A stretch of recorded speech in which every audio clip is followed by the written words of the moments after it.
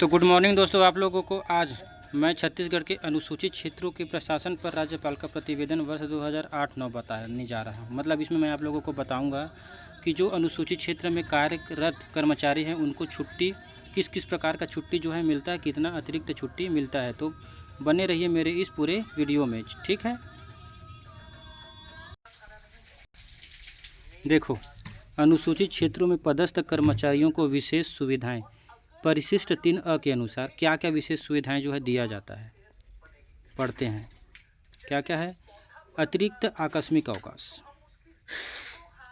तो राज्य के अनुसूचित क्षेत्र में पदस्थ सभी श्रेणी के कर्मचारियों को वर्ष में मिलने वाले सामान्य आकस्मिक अवकाश के अतिरिक्त 7 दिन का अतिरिक्त अवकाश निम्न शर्तों के अधीन प्राप्त होता है, ठीक है। तो 7 अतिरिक्त अवकाश जो है दिया जाता है। वैसे सामान्य क्षेत्र में 13 CL मिलता है अर्जित, ठीक है, आकस्मिक अवकाश, लेकिन अनुसूचित क्षेत्र में अतिरिक्त 7 मिलता है। तो कुल मिला के 20 CL मतलब अतिरिक्त अवकाश कैजुअल लीव दिया जाता है। कुछ शर्तें हैं उसके लिए। क्या क्या शर्तें हैं? यह अवकाश स्वीकृत करने के लिए वही अधिकारी सक्षम है जो सामान्य अवकाश मंजूर करने के लिए सक्षम है। इसकी गणना कैलेंडर वर्ष के अनुसार की जाएगी।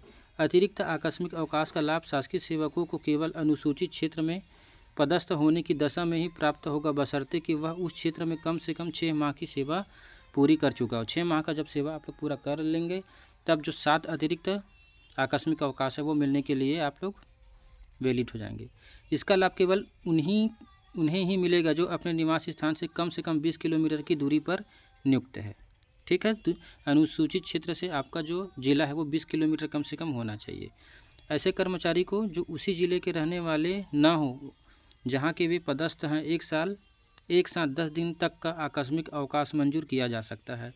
अगर आप जिस जिले में पोस्टेड हैं और वहाँ के निवासी नहीं हैं, दूसरे जिले के निवासी हैं, तो 10 दिन का एक बार में अर्जित आकस्मिक अवकाश लिया जा सकता है। अनुसूचित क्षेत्रों से आशय भारत सरकार द्वारा समय समय पर अधिसूचित किए गए अनुसूचित क्षेत्र से है, ठीक है। उसके अतिरिक्त और क्या मिलता है? 10 दिन का अतिरिक्त अर्जित अवकाश। तो अर्जित अवकाश भी 10 दिन का अतिरिक्त मिलता है। मध्य प्रदेश शासन वित्त विभाग के ज्ञापन क्रमांक FB 11-3-83-924 दिनांक 11 जनवरी 1984 के अनुसार अनुसूचित क्षेत्र में पदस्थ सभी विभागों तथा सभी श्रेणी के कर्मचारियों को वर्ष में 10 दिन का अतिरिक्त अर्जित अवकाश दिए है। वर्तमान में 10 अर्जित अवकाश मिलता है, लेकिन यदि आप अनुसूचित क्षेत्र में पदस्थ हैं तो आपको एक्स्ट्रा 10 EL मिलेगा। कुल मिला के वर्ष में आपको 20 EL मिलेगा, ठीक है, अगर अनुसूचित क्षेत्र में आप पोस्टेड है तो। और भी बहुत सारी सुविधाएं हैं, जैसे शैक्षिक सुविधाएं हैं, बच्चों को शैक्षिक सुविधाएं। अनुसूचित क्षेत्र में पदस्थ कर्मचारियों के 2 बच्चों तक को निकटतम आदिवासी आश्रम तथा छात्रावास में रहने की सुविधाएं होगी तथा शिष्यवृत्ति प्राप्त करने की पात्रता होगी। तो ये सब है।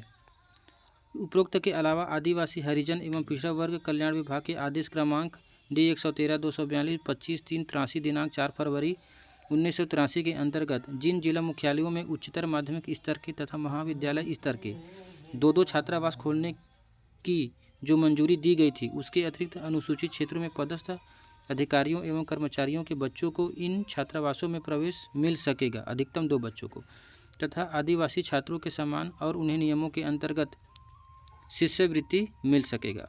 तो ये सुविधाएं हैं। इसके अतिरिक्त गृह भाड़ा वगैरह भी मिलता है, ठीक है। तो ये सभी सुविधाएं मिलता है। तो आप लोगों को 7 अतिरिक्त CL मिलता है अनुसूचित क्षेत्र में कार्य करने वाले कर्मचारियों को, और 10 अर्जित अवकाश मिलता है EL, ठीक है। अगर ये जानकारी अच्छा लगा हो तो मेरे चैनल को लाइक, शेयर और सब्सक्राइब ज़रूर कीजिए। Thank you.